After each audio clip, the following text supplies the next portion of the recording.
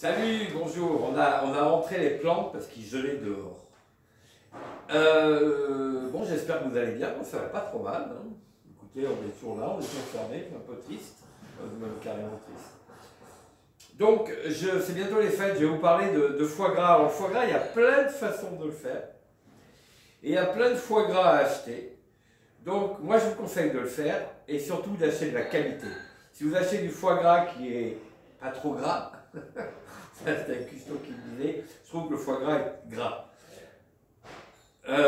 Si vous achetez un bon foie gras, dans les environs, il y a vraiment des fermes qui font ça, vous pouvez en trouver un peu partout. Choisissez un foie gras qui n'est pas trop dur, ça veut dire qu'il n'est pas trop gras.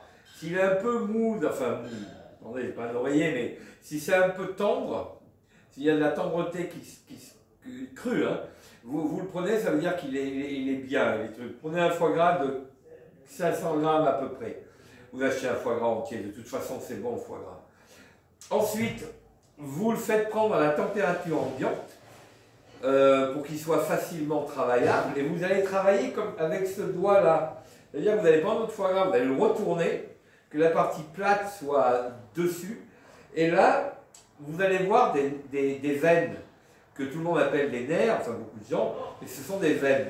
Donc vous faites un sillon avec votre index, avec la phalange, vous faites un sillon et vous enlevez la veine. Vous prenez une petite cuillère, vous enlevez, vous essayez d'événer. S'il y a du sang, vous essayez d'enlever le sang, c'est pas très beau, c'est pas mauvais, mais c'est pas très beau. Une fois que c'est fait, donc vous allez complètement éclater le foie gras finalement. Vous prenez un film, soit un torchon, c'est très joli avec le torchon, soit un film plastique.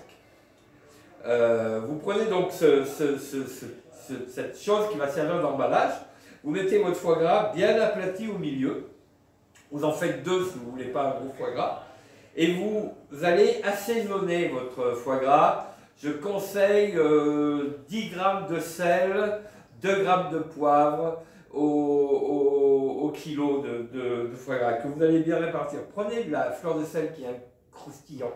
Vous pouvez prendre un peu de piment de Cayenne en lieu et place du poivre. Vous pouvez prendre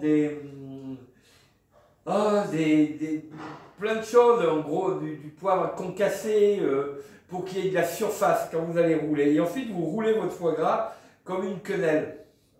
C'est-à-dire que vous allez le mettre sur vous allez faire un carré comme ça de foie gras, votre film, et ensuite vous le roulez. Il faut que le film ou le tissu serve de protection. Vous l'attachez assez serré, d'accord? Et moi j'ai une combine, alors soit on peut le faire cuire au four à vapeur, moi j'ai une combine, je fais bouillir de l'eau, je mets ce foie gras dans un bac, dans une casserole, je mets dessus une assiette pour que le foie gras reste bien en bas, et je verse l'eau bouillante sur l'assiette. L'eau bouillante va va immerger le foie gras qui sera tenu sous l'eau avec l'assiette.